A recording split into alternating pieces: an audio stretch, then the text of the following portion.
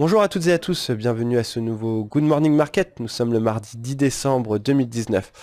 Aujourd'hui débute la réunion de 2 jours du FOMC, l'organe décisionnel de la Réserve fédérale américaine, à l'issue de laquelle nous prendrons connaissance dès mercredi de la décision du FOMC à 20h concernant un éventuel maintien de la politique actuelle. Donc ça serait un statu quo, c'est-à-dire on ne procéderait ni à une baisse ni à une hausse de la fourchette des taux fédéraux.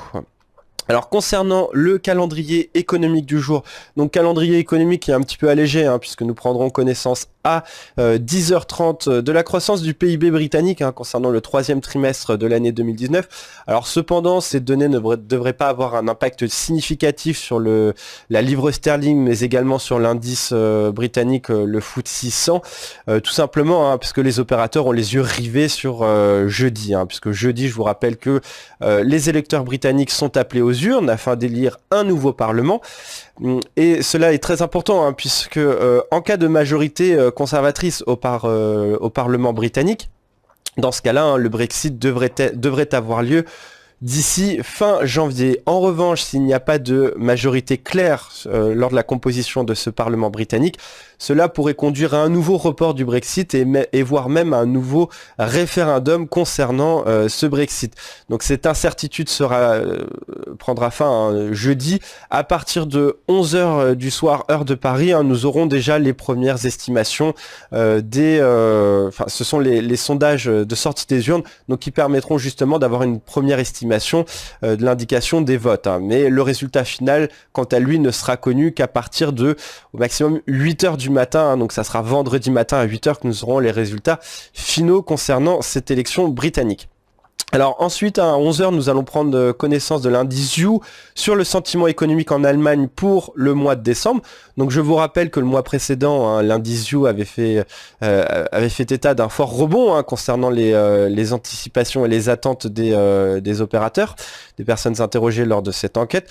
Donc à 11h, nous pourrons voir si ce rebond se confirme ou si ce n'était qu'un effet sur le mois de novembre. Et enfin, à 18h, nous prendrons connaissance du rapport VADS. Donc je rappelle, le rapport VADS est très important concernant les matières premières, puisqu'il donne une indication notamment sur les bilans d'approvisionnement et sur le bilan de la saison des récoltes en cours. Je pense notamment au soja, qui a fait l'objet de l'étude dans notre analyse matinale. Alors, nous débutons ce Good Morning Market par une revue du dollar index, donc le billet vert, donc le dollar américain face à un panier de 6 devises majeures. Donc voilà, le billet vert qui se replie un peu. Ceci fait suite notamment à ce rapport hier de la Réserve fédérale de New York, donc rapport de la Réserve fédérale de New York publié hier soir, qui fait état d'une hausse des anticipations de l'inflation auprès des consommateurs américains qui ont été interrogés. Donc sur une échelle de 3 ans, le consommateur américain s'attend à une hausse de l'inflation qui serait comprise à 2,4-2,5%. Donc c'est justement ce qui pèse un petit peu sur le billet vert, mais ce qui pèse surtout sur le billet vert, ce sont les derniers propos du ministre des Affaires étrangères chinoise.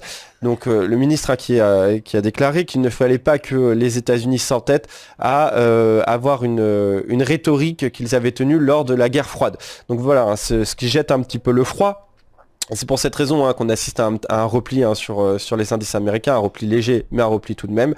Donc ce qui explique en partie ce repli du billet vert. Donc voilà le billet vert qui évolue à 96,53 points. Donc s'il poursuit son repli, on pourrait revisiter les 97,40, voire même ce niveau des 97,30. 34, voilà.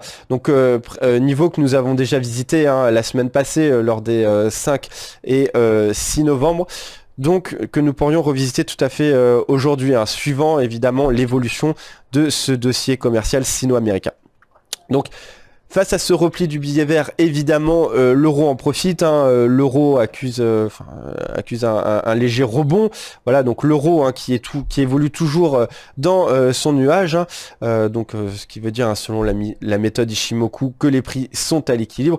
Alors cependant, comme la dernière fois, si on revient tester les 1,10 80, voilà, on pourrait absolument continuer et retrouver ce niveau des 1,10 93. Alors enfin, concernant les indices, donc comme je l'indiquais, c'est la déclaration du ministre chinois des Affaires étrangères, donc qui pèse sur les indices européens, à l'image du CAC 40 qui se replie, donc qui évolue à présent autour des 5786 points. Donc cela est dû aux derniers propos. Pourtant, hier soir, il y avait de bonnes indications, puisque le South China Morning Post avait révélé que plusieurs sources proches du pouvoir à Pékin et à Washington étaient confiantes dans le fait que les tarifs douaniers américains devant s'appliquer le 15 décembre seraient soit ou annulés, soit tout simplement reportés. Et d'ailleurs, le secrétaire américain à l'agriculture, donc Sonny Perdue, avait lui annoncé hier également que Donald Trump ne souhaitait pas appliquer ces nouveaux tarifs le 15 décembre, mais qu'il souhaitait attendre un geste fort de la part de la Chine. Donc on pense notamment à de nouveaux achats de matières premières, dont le soja fait partie. Cependant, tout ça est évidemment remis en cause suite à ces propos, donc c'est ce qui explique que le CAC 40 se replie fortement. CAC 40 qui pourrait revenir chercher son support des 5776 points. Voilà, un support que nous avions déjà revisité en début de mois, donc support qui avait été traversé.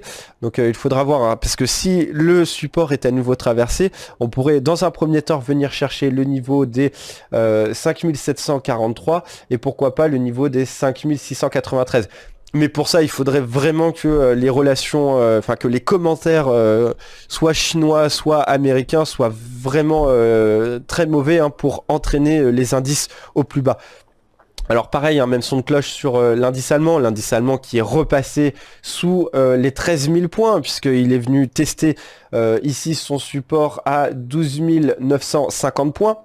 Donc même son de cloche, tout dépendra évidemment des propos que tiendra ou des tweets éventuels qu'enverra Donald Trump dès cet après-midi. À partir de 15h, c'est généralement là qu'il commence à tweeter. Donc nous verrons si nous assistons à une dégradation ou non. Donc voilà, aujourd'hui c'est éminemment politique, puisque tout dépendra, comme je l'indique, des déclarations des diverses parties. Donc voilà également sur l'US 500. L'US 500 qui poursuit son repli à l'image des indices européens. Donc pour le moment, qui est venu chercher son support à 3123 points.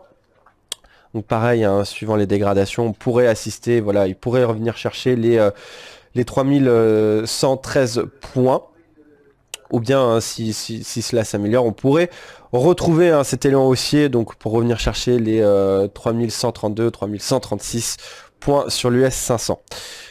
Concernant le marché du pétrole, jeudi et vendredi, s'est tenu pendant ces 2 jours la réunion de l'OPEP et de l'OPEP+, donc à la suite duquel les pays membres de l'OPEP et de l'OPEP+, ont convenu de procéder à une réduction de leur production. Donc réduction de la production qui s'explique notamment par cet excédent de production et une croissance de la demande bien plus faible que prévu, et notamment en cause ce conflit commercial qui oppose les États-Unis et la Chine.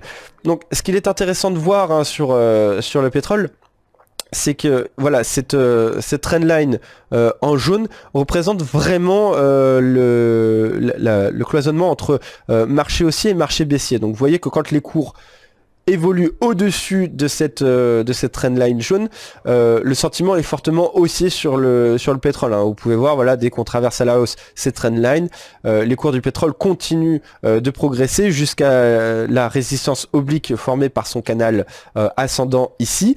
En revanche, lorsque les cours s'affranchissent de cette trendline jaune, eh bien, ils viennent chercher leur support oblique, matérialisé ici également par son canal haussier.